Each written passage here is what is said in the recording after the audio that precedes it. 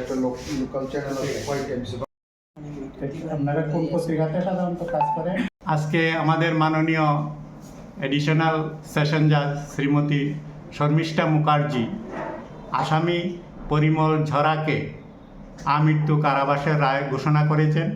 ঘটনার বিবরণে প্রকাশ, গত 17/6/2024 তারিখ পরিমল ঝরা তার স্ত্রী স্বপ্না ঝারাকে তার বাড়িতে অত্যাচার করে প্রচণ্ডভাবে আহত করেন এবং পরবর্তীতে দায়ের সাহায্যে তাকে শরীরের বিভিন্ন জায়গায় আঘাত করে তাহাকে রক্তাক্ত জখম করেন এবং তার এই স্বপ্না ঝারার অনস্পট মৃত্যু হয়। পরবর্তীতে স্বপ্না ঝারার আত্মীয় স্বজন খবর পেয়ে আসে বাড়িতে। তারপর স্বপ্না ঝারার বোন কল্পনা ঝারা কোয়াই উইমেন পিএসে মামলা দায়ের করে এবং কোয়াই উইমেন পিএসের WSI শম্পা দাস সেই মামলার তদন্ত করেন।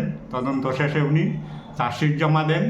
আমাদের সরকার পক্ষে 15 জন সাক্ষ্য বাক্য প্রদান করে সরকার পক্ষে, এবং আজ এই মামলার রায় ঘোষণা করা হয়। মাননীয় এডিশনাল সেশন জাজ এই মামলার রায় ঘোষণা করেন। এটা একটা সমাজের বিভৎসতম একটা হত্যাকাণ্ড। আমি মনে করি যে সাজা হয়েছে সেটা সমাজের জন্য একটা